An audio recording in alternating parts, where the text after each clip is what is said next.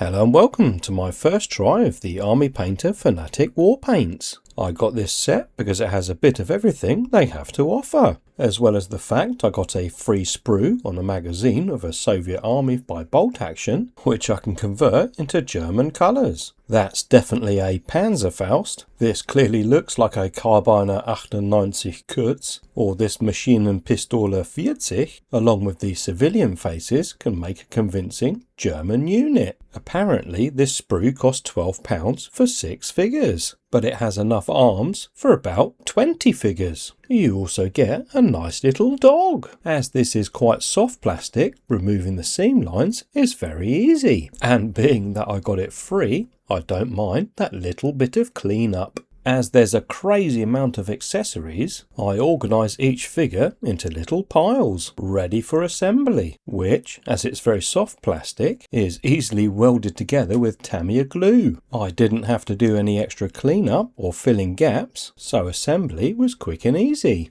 Weirdly though, I got one left arm without a hand, and several pieces that were only the right hand. This leads me to believe this is one of maybe 2 sprues, but seeing as this is free, I'm not complaining. Well, I paid £6 for a magazine I don't want to get this free sprue. I think they got me with the word free and plastic. Whilst gluing them to my strange painting jigs, I am looking at the 2 Japanese sprues I also got for free. Now, back to the paint I actually want to try out. For the German Feldgrau, I'll be applying the darkest colour first, ready to build the highlights, and I'll be using the green and brown as a mid-tone to apply shadows and highlights later. The darker colours had a great 1-coat coverage, but lighter colours like yellow and red needed 2 coats. Unfortunately, this is where reality throws curveballs at you. After applying all the base coats to the figures, I woke up the following morning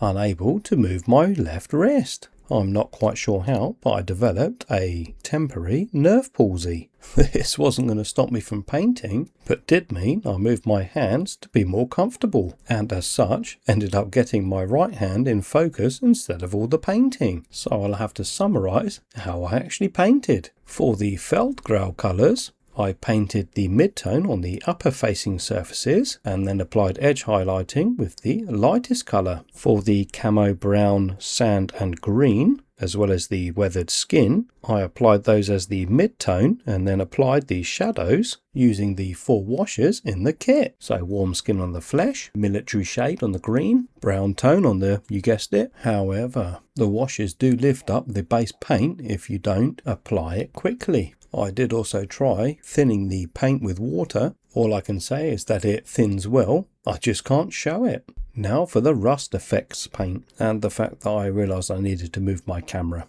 When it comes to effects paints, it's not quite sure you're going to know what you're going to get. So as it's orange, I painted it on black to make leather, as well as applying it to the edges of the very good metallic effects paint that's in the kit, and then globbing it on a spare piece of sprue to see what happens with the special effects. Whilst that's all drying, I apply a little bit of white into the base colours to create highlights. This is simply dry brushed all over the figures to try and make sure that all the raised edges stand out. This actually worked out quite well for the green and the yellow, however the brown seemed to struggle.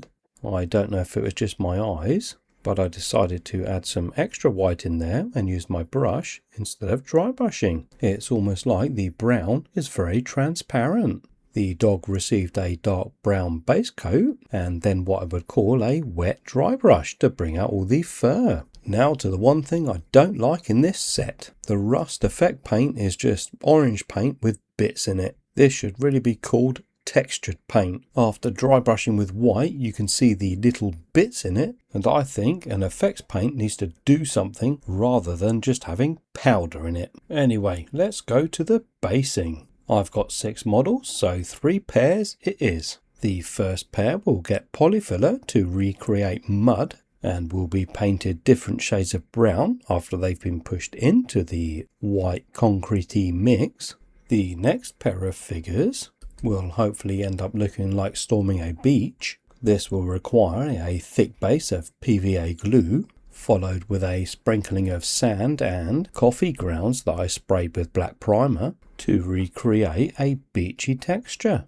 To add extra volume to that sandy beachy texture, watered down PVA glue in a mist bottle can be applied. After the extra sand and grit has been added, make sure to remove your bases from the container, as the watered down PVA glue will attach the bases to your container. Now, I'm going to say for the last pair, I was going to use static grass. I thought, let's not get the grass applicator for 2 bases out, because pinching a little bit of grass on 2 bases would be easy. Yeah, I wish I used my static grass applicator for this one. Grabbing a load of static grass in your fingers and sprinkling it is not a good idea. The hours in cleaning up would have been saved in just using the applicator alone for 10 minutes. Look, learn from my mistakes, because I certainly don't do. Once everything is dry, all that's needed is a little bit of super glue to attach the figures to the bases. With this done, I can say I'm very happy with these Fanatic war paints. Have you had the same experiences? Let me know. Thanks for watching and have fun.